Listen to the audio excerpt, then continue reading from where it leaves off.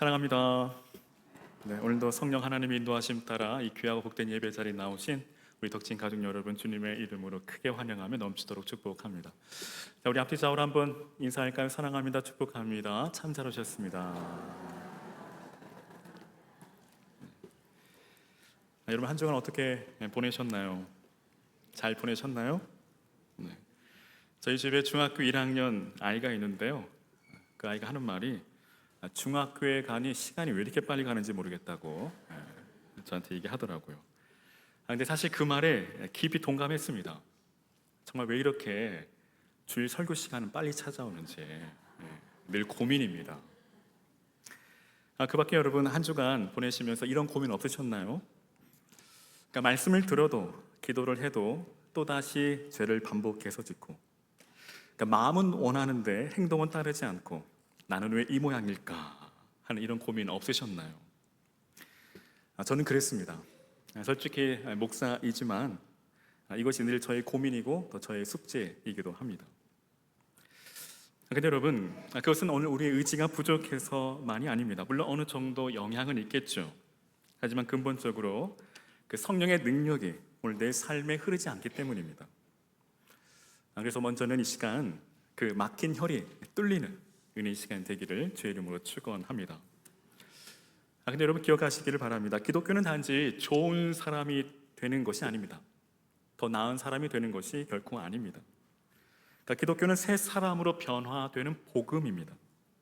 그리고 그 변화를 가능케 하시는 분, 그분이 바로 성령 하나님이십니다. 그래서 여러분 6월 한 달 저희가 성령을 주제로 함께 말씀을 살펴보고 있는데요. 바라긴 이 시간 말씀을 통해 우리의 고민이, 우리의 문제가, 우리의 숙제가 깨끗하게 해결되는 또 은혜의 시간 되기를 거듭 주의 이름으로 축원합니다. 말씀을 살펴보기에 앞서 이해를 돕기 위해 성령의 구속의 사역에 관해 함께 좀 살펴보고자 하는데요. 여러분 소요리 문답 29번은 우리는 어떻게 그리스도가 값주고 사신 그 구속에 참여하는 자가 될 수 있을까요? 즉 예수님께서 십자가에 이루신 구원의 은총을 어떻게 얻을 수 있느냐는 질문입니다. 그에 대한 대답은 그리스도의 값주고 사신 구속에 참여하게 되는 것은 그의 성령께서 구속을 우리에게 효력 있게 적용하심으로 되어집니다. 입니다. 즉 우리를 죄와 사망에서 구원하심에 있어 성부 하나님이 그 구원 계획을 세우시고 성자 예수님은 성육신하시어 고난받으시고 십자가에 친히 못 박혀 죽으심으로 하나님의 그 구원 계획을 온전히 이루십니다. 그리고 성령께서 오늘 그리스도가 이루신 그 구원을 우리에게 적용하시는 일을 하신다라는 것입니다. 그러니까 쉬운 예로 우리가 인터넷 쇼핑몰이나 이 배달 앱을 통해 물건을 값주고 샀다고 가정했을 때 그러니까 값을 주고 계산을 끝내는 그 순간 그 물건의 소유자는 바로 나입니다. 하지만 실제로는 아니죠. 왜입니까? 아직 내 손에 그 물건이 들어오지 않았기 때문이죠. 그러니까 그 물건이 실제 내 것이 되기 위해서는 누군가 나에게, 우리에게 그 물건을 직접 전달해 주는 일이 필요합니다. 그러니까 구원도 마찬가지입니다. 즉 예수님이 우리 대신 십자가의 죽으심으로 우리의 구원을 이루셨습니다. 하지만 그것으로 끝난 것이 아니죠. 그러니까 예수님이 이루신 이 구원이 오늘 나에게 적용되는 일이 필요합니다. 즉 예수님의 구원의 사건이 실제 나에게 이루어져야 한다는 것입니다. 그리고 그 일을 바로 성령께서 하신다라는 것이죠. 또한 성령의 구속의 역사는 에베소서 1장 13절에 그 안에서 진리의 말씀 곧 너의 구원의 복음을 듣고 그 안에서 또한 믿어 약속의 성령으로 인치심을 받았다라고 말합니다. 이어서 14절은 성령은 우리의 기업의 보증이 되신다라고 말씀합니다. 먼저 여기 인치심을 받았으니라는 이 말은 소유권을 나타내거나 어떤 문서나 서신의 그 신빙성을 보증할 때 나타내는 사용하는 단어입니다. 그러므로 이는 그 소유권과 확실성을 의미합니다. 이것은 곧 성령께서 성도들이 그리스도의 것이라고 도장을 확실히 찍어 주셨다라는 말입니다. 성령의 인치심은 성도가 예수 그리스도로 믿는 사실에 대한 보증입니다. 즉 성령께서 기업받을 자가 된 성도들에게 하나님의 소유임을 도장 찍고 더 나아가 이 도장 찍힌 하나님의 기업인 성도에 대하여 끝까지 보증이 되신다라는 것입니다. 그러므로 그 어느 누구도 성령의 역사를 떠나서는 예수 그리스도를 시인할 수 없고 믿을 수 없습니다. 고린도전서 12장 3절에 성령으로 아니하고는 누구든지 예수를 주시라 할 수 없다라고 증언합니다. 이처럼 성령은 우리 안에서 우리가 예수 그리스도의 피로 말미암아 하나님의 자녀가 된 것과 우리가 하나님 나라의 그 기업을 상속받을 수 있는 사실을 보증해 주신다라는 것입니다. 그뿐 아니라 지금도 성령은 성도를 위하여 하나님께 보증이 되심으로 성도에게 미래에 완성될 구원을 약속하여 주시고 또 성도로 하여금 세상에서 변함없는 소망으로 견고하게 서게 하십니다. 결국 성령께서는 성도를 인치시고 약속하시고 보증하심으로 성도를 완전한 구원으로 끝까지 견인하신다라는 것입니다. 그 구체적인 그 성경의 한 예로 요한복음 3장의 니고데모와 예수님의 그 대화가 등장합니다. 니고데모는 어떤 사람일까요? 그는 이스라엘의 선생으로 율법에 탁월하고 뛰어난 바리새인이며 사회적 지위가 높은 관원이었지만 그 역시도 여전히 인간의 행함을 버리지 못한 수준의 사람입니다. 여기 인간의 행함을 버리지 못했다라는 것은 행함을 가졌다는 것을 무조건적으로 비판하는 것이 아니라 행함 그 자체로 천국에 들어가게 되고 행함 그 자체가 거룩한 자가 되기 위한 절대적인 요건으로 이해했다라는 말입니다. 하지만 예수님은 인간의 그 어떠한 공로나 행함이 아닌 오늘 요한복음 3장 5절과 6절에 예수께서 대답하시되 진실로 진실로 내게 이르노니 사람이 물과 성령으로 나지 아니하면 하나님 나라에 들어갈 수 없느니라. 육으로 난 것은 육이요 영으로 난 것은 영이라고 말씀하십니다. 즉 사람이 거듭나야 하나님 나라를 볼 수 있으며 하나님 나라에 들어갈 수 있는 것은 오직 물과 성령으로 나는 것을 분명하게 말씀하시죠. 그 다음에 거듭난다는 것, 그러니까 니고데모가 이해하지 못한 다시 태어난다라는 것은 무엇을 말씀하는 것일까요? 거듭이라는 이 단어는 헬라어 원어의 뜻은 처음부터 또는 완전이라는 의미입니다. 또한 두 번 다시라는 의미, 그리고 위에서부터 하나님으로부터라는 의미입니다. 그러니까 이 단어들은 거듭난다는 이 말의 아주 중요한 의미를 우리에게 밝혀주고 있습니다. 즉 거듭난다는 것은 모태로부터 자연적 그리고 물리적 출생이 아니라 거듭난다는 것은 하나님이 죄악 가운데에서 영적으로 죽은 상태에 있는 그 개인에게 그 영혼에게 생명의 씨앗을 심으심으로써 그 영혼을 새롭게 태어나게 하신다는 의미입니다. 그러니까 거듭난다라는 것은 오직 하나님으로부터 완전히 다시 태어나는 것을 말하죠. 그러니까 이들의 칼빈은 하나님의 은혜와 능력으로 삶의 어느 한 부분이 개선되는 것이 아니라 인간의 전체 본성이 새롭게 되는 사건이라고 말합니다.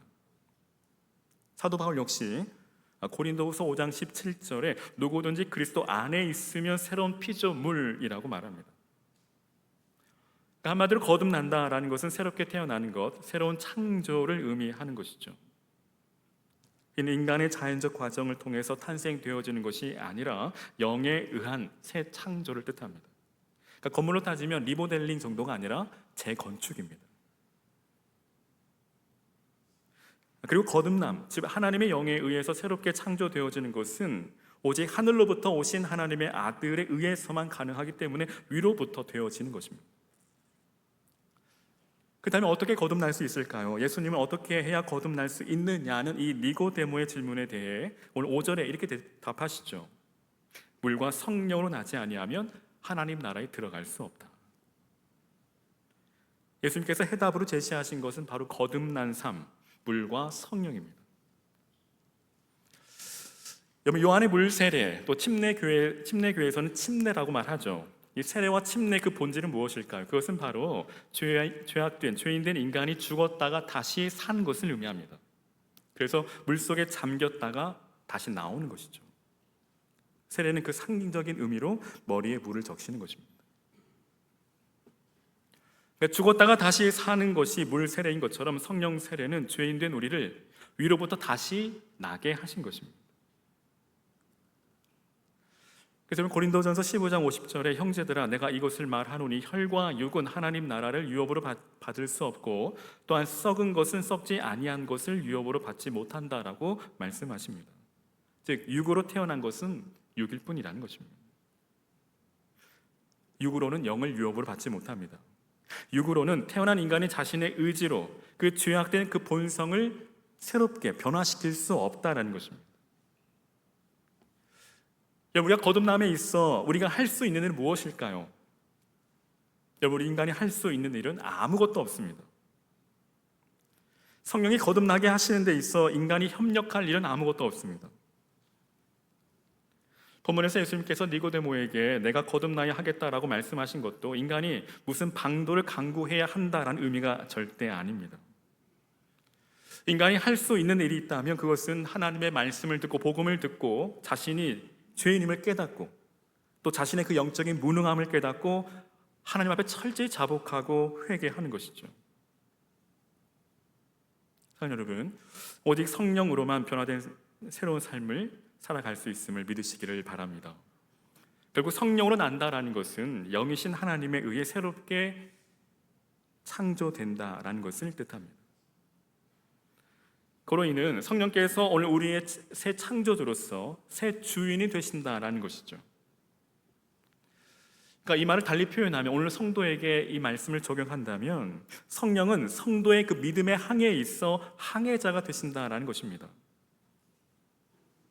그러므로 이 믿음의 항해를 끝까지 순조롭게 마치기 위해서는 무엇보다 성령을 따라 행해야 하는 것입니다. 그리고 이것이 바로 성령으로 거듭난 성도의 마땅한 삶이요 이기는 삶이요 승리의 삶이라는 것입니다. 이 오늘 본문 16절의 사도 바울은 내가 이르노니 너희는 성령을 따라 성령을 쫓아 행하라고 말합니다. 그리하면 육체의 욕심을 이루지 아니하리라고 말합니다. 즉 승리하리라 하는 것입니다. 그러니까 이 말은 성령의 능력으로 말미암아 자유인이 된 그리스도인들은 이 성령의 인도와 지도를 따라 살아야 한다라는 말입니다. 즉 그리스도인들이 성령을 따라 산다면 타락한 그 인간의 본성, 그 죄악된 욕심을 취하지 않을 것이라는 것이죠.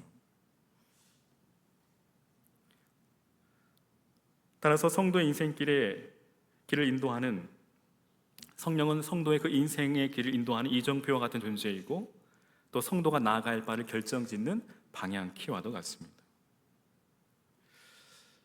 여러분 혹 운전을 하시면서 길을 잃은 적 있으신가요?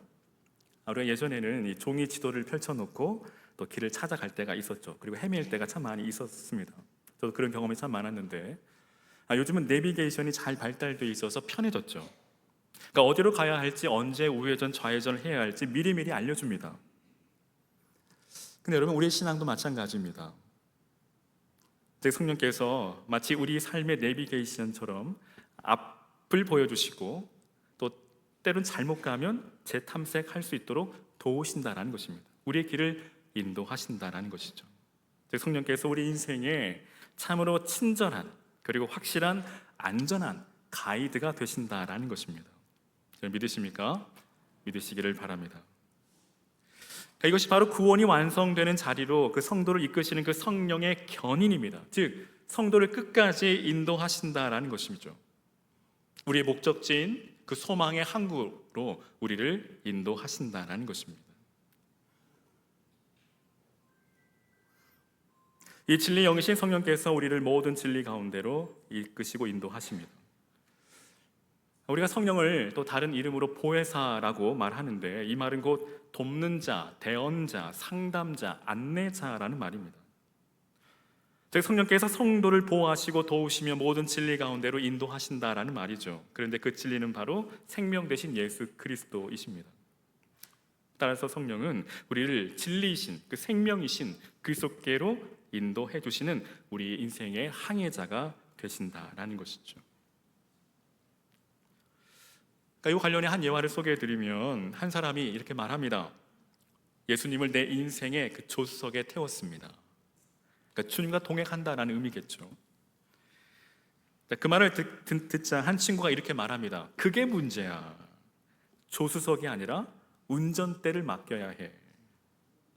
사랑하는 여러분, 성령을 따라 살아가는 삶은 그저 같이 있는 삶이 아니라, 그저 주님과 같이 있는 삶이 아니라 성령께 내 삶의 그 모든 주도권을 내어 드리는 것입니다.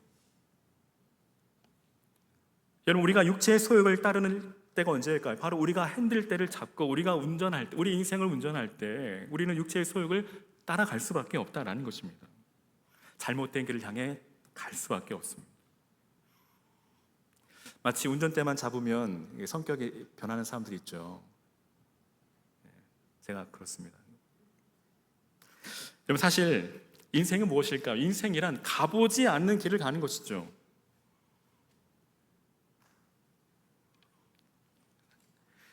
그런 의미에서 오늘 저와 여러분은 우리 인생에 있어 초보 운전자와 같습니다.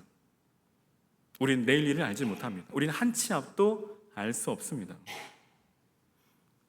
그러나 우리 주님은, 우리 성령님은 우리 인생의 베스트 드라이버이십니다. 그리고 오늘 저와 여러분의 그 인생의 그 방향키를, 그 운전대를 주님께 내어 맡기시기를 주의 이름으로 축원합니다. 주님께 우리 인생의 운전대를, 그 방향키를 맡겨드리면 주님께서 우리를 바른 길로, 그 목적지까지 안전하게 인도해 주실 줄로 믿습니다. 성령의 이러한 사역을 설명하기 위해 우리가 성령의 세례, 성령의 내주, 성령의 충만이라는 말을 자주 사용하곤 하는데, 여러분, 즉 이 보혜사로서의 성령이 오늘 성도를 모든 진리 가운데로 인도하는 것도 바로 이러한 목적을 이루기 위하심입니다. 즉 성령의 세례, 성령의 내주, 이 성령의 충만은 오늘 우리의 구원을 완성하는 데 그 목적이 있다라는 것입니다.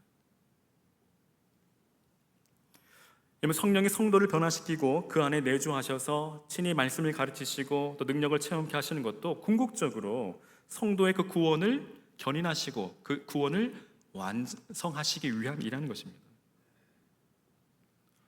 그러니까 성령은 여전히 타락하고 캄캄한 세상에서 나그네 된 성도를 그의 본향까지 인도하고 도와주시는 마치 등대와도 같은 등불과도 같은 존재라는 것입니다. 그러므로 우리는 그 길을 잃지 않기 위해서는, 방황하지 않기 위해서는 오직 성령님을 바라보아야 하고 성령님을 의지해야 하고 성령을 따라 끝까지 믿음으로 행해야 한다라는 것입니다. 오직 성령입니다. 더 나아가 우리는 성령이 거할 처소를 위해 우리 마음속을 가득 메우고 채우고 있는 그 모든 것들을 내려놓아야 합니다. 오직 그분만이 우리 안에 내주하셔서 우리 안에 충만하게 거하셔서 임재하셔서 우리를 다스리시도록 해야 한다라는 것입니다. 그리고 그 가운데 우리는 날마다 주님의 음성에 귀를 기울이고 늘 성령과 동행하며 또 성령을 따라 행할 수 있다라는 것이죠. 근데 여러분, 문제가 있습니다. 근데 문제는 바로 오늘 우리 내면에, 우리 안에 이 영과 육의 이 소욕의 이 치열한 전쟁이 일어난다는 것입니다. 어쩜 우리 내면은, 어쩜 우리 속 사람은 영과 육의 치열한 전쟁터와도 같습니다. 17절에 사도 바울은 육체의 소욕은 성령을 거스르고 성령은 육체를 거스르나니 이 둘이 서로 대적함으로 너희의 원하는 것을 하지 못하게 하려 함이라고 말씀합니다.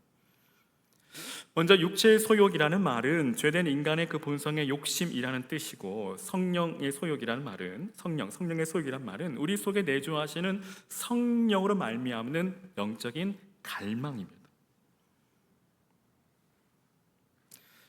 그러니까 이러한 두 마음, 이 두 욕심과 이 갈망은 서로 타협할 만한 그 일말의 그 기미 없이 서로 대립하고 있다는 것입니다. 앞서 말씀드린 것처럼 육체의 소욕과 성령의 소욕 간의 영적인 치열한 다툼과 싸움이 늘 벌어진다는 것입니다. 전쟁터와 같습니다. 그러니까 구체적으로 성령의 갈망이라고 하면 우리 성도들에게 있어 하나님 나라, 영원한 것, 영적인 것, 하나님의 뜻과 하나님의 영광 등을 구하는 것인 반면, 육체의 욕심이란 세상적인 것, 일시적인 것, 물질적인 것, 자기의 뜻과 자기의 영광을 추구하는 것을 말합니다. 한마디로 성령의 갈망은 성도의 본연에 맞는 합당한 삶이라고 말할 수 있고, 반면 육체의 욕심은 성도로 하여금 자기 중심적인 삶을 추구하게 하는 것이죠. 즉 자기가 주인된 삶입니다. 그러니까 이들은 마치 한 수레를 반대 방향으로 끌고 힘쓰는 두 마리의 소와 같습니다. 즉 한편으로는 성령의 음성을 들으며 하나님의 뜻에 따라 경건한 삶을 살려고 하는 그 갈망이 용솟 스쳐 오릅니다. 그러나 다른 한편으로는 육체의 본성이 이끄는 쪽으로 자신도 모르게 쏠려가는 것이죠. 그러니까 무슨 일이 있어도 하나님의 말씀을 반드시 지키겠다는 그 다짐과 다짐을 하건만 막상 환경과 상황이 닥치면 우리는 타협을 하게 됩니다. 즉 자기 합리화죠. 결국 이 세상에 무릎을 꿇는 것입니다. 근데 여러분, 위대한 신앙인 이 사도 바울 역시도 우리와 다르지 않습니다. 오늘 사도 바울 역시 이러한 심정을 로마 교인들에게 보낸 그 편지에 기록하고 있는데, 로마서 7장에 그러므로 내가 한 법을 깨달았노니 곧 선을 행하기 원하는 나에게 악이 함께 있는 것이로다. 내 속사람으로는 하나님의 법을 즐거워하되 내 지체 속에서 한 다른 법이 내 마음의 법과 싸워 내 지체 속에 있는 죄의 법 아래로 나를 사로잡아 오는 것을 보는도다. 오라, 나는 곤고한 사람이로다. 이 사망의 몸에서 누가 나를 건져내랴. 바울은 자신이 선을 행하기를 힘써 원하지만 믿음으로 살기를 몸부림쳐 보지만 그럴 때마다 자신의 발목을 잡는 또 다른 힘이 있다라고 말합니다. 즉 자신의 내면에서 일어나는 그 엄청난 갈등은 오늘 바울로 하여금 망연자실의 그 감정을 느끼게 한 것이죠. 이처럼 여러분, 영과 육의 싸움은 성령으로 말미암아 거듭난 오늘 우리 안에 늘 일어나는 싸움입니다.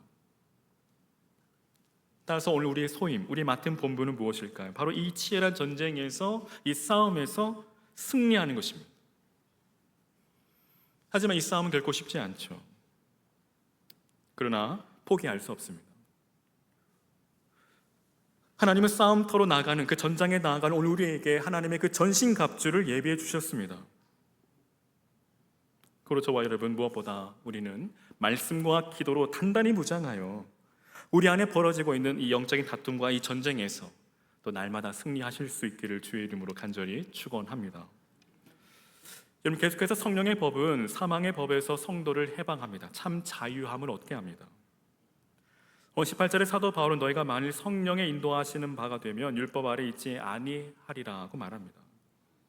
이는 복음을, 곧 예수 그리스도를 영접한 성도는 이제 그 성령의 인도하심을 받게 되기 때문에 더 이상 율법의 속박을 받지 않는다라는 말입니다.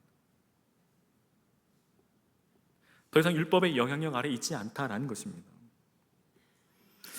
근데 여러분, 율법은 인간에게 죄와 사망을 가져다 줄 수밖에 없는 것인 반면 성령은 인간에게 생명을 가져다 줍니다. 그 이유는 앞서 말씀드린 것처럼 성령은 진리의 영이시기 때문에 성령께서 그 생명 되신 예수 그리스도께로, 길과 진리와 생명 되신 예수님께로 우리를 인도해 주시기 때문입니다. 우리를 끝까지 견인해 주시기 때문이죠.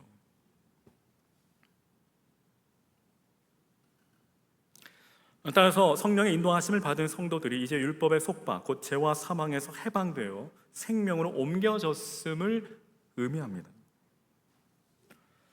율법은 죄와 사망의 법입니다. 그것은 율법으로 인해 죄가 죄로 드러나게 되고 그 죄로 말미암아 우리는 죽을 수밖에 없기 때문이죠. 율법이 있기 전에는 세상에 죄가 있어도 죄를 죄로 여기지 않았습니다. 그러나 율법으로 말미암아 죄를 죄로 알게 된 것이죠. 가령 탐내지 말라고 하지 아니하였더라면 탐심을 우리는 알지 못했을 겁니다. 또한 우리는 연약하여 율법의 모든 요구를 이룰 수조차 없습니다. 그것은 우리가 율법의 저주 아래 있음을 의미합니다. 이처럼 율법은 우리의 전적인 무능을 깨닫게 하고 또 우리에게 예비된 것이 오직 사망뿐임을 발견하게 됩니다. 그렇다면 여러분, 율법이 나쁜 것일까요? 율법이 무조건 나쁜 것은 아니죠. 율법의 기능은 무엇일까? 율법의 기능은 우리가 죄인임을, 할 수 없는 죄인임을, 여지없는 죄인임을 깨닫게 해주고 그로 인해 더욱더 하나님께 더 가까이 가게 하고 더 하나님을 의지하게 하는 순 기능이 있다는 것이, 이것이 바로 율법의 기능입니다. 역할이죠. 만약 율법이 없었다면 우리가 죄인인지도 전혀 깨닫지 못하고 우린 여전히 죄 가운데 머물며 그로 인해 하나님의 심판을 받아 멸망에 이를 수밖에 없었을 겁니다.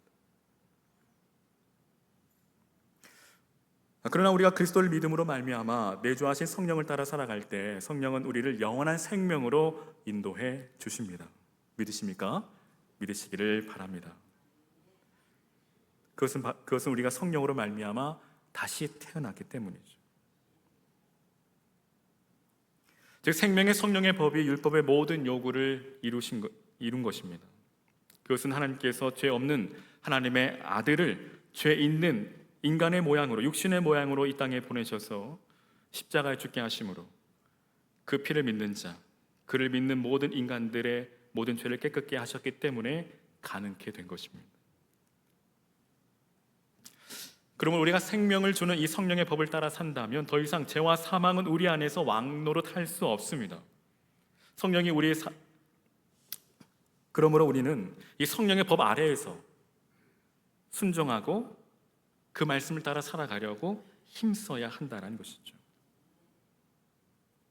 성령을 따라, 오직 성령이 이끄시고 인도하심을 따라 오직 믿음으로 살아가시는 저와 여러분 되시기를 주의 이름으로 축원합니다.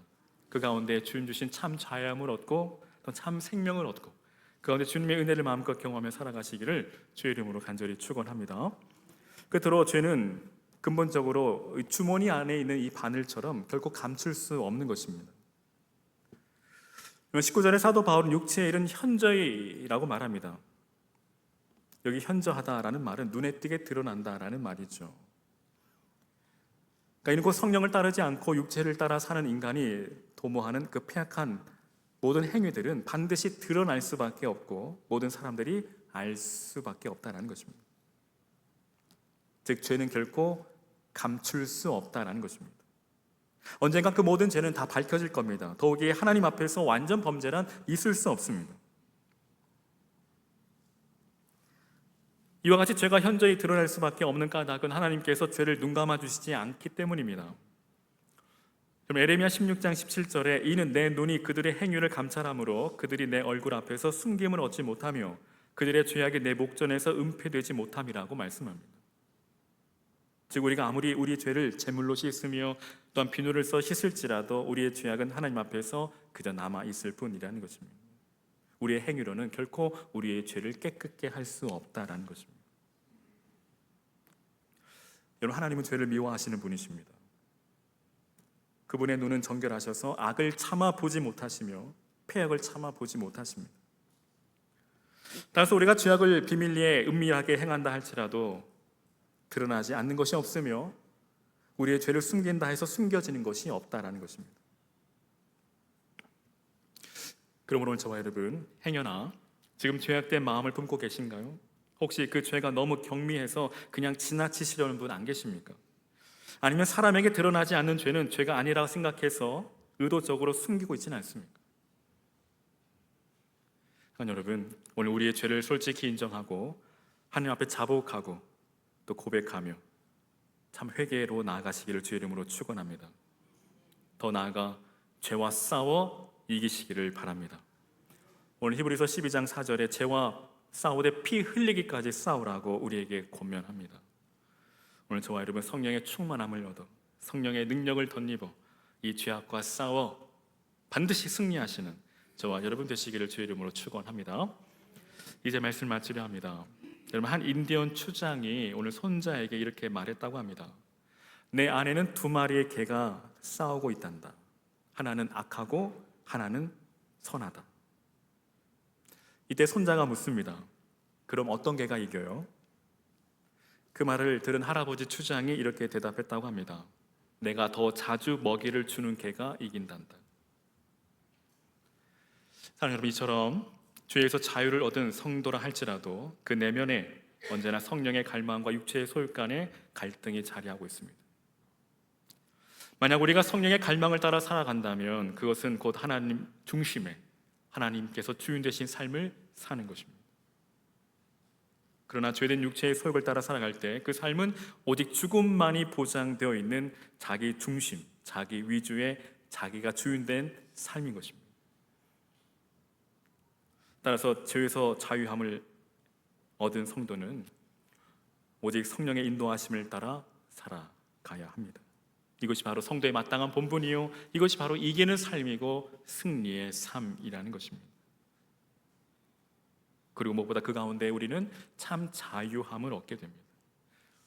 이 마치 물고기가 물을 떠나서 살아갈 수 없는 것처럼, 그리고 물고기가 오직 물 안에서만 참 자유할 수 있는 것처럼 말입니다. 우리가 성령을 따라 행할 때 이웃을 섬기고 또 헌신하는 참 자유, 이것은 성령이 성도들에게 허락하는 풍성한 열매입니다. 오늘 저와 여러분, 우리가 믿음의 삶을 살아가는 동안 오직 성령 하나님, 오늘 우리 안에 내주하신 그 성령 하나님만을 철저히 의지하시고 그분께 우리 삶을 의탁하시기를 바랍니다.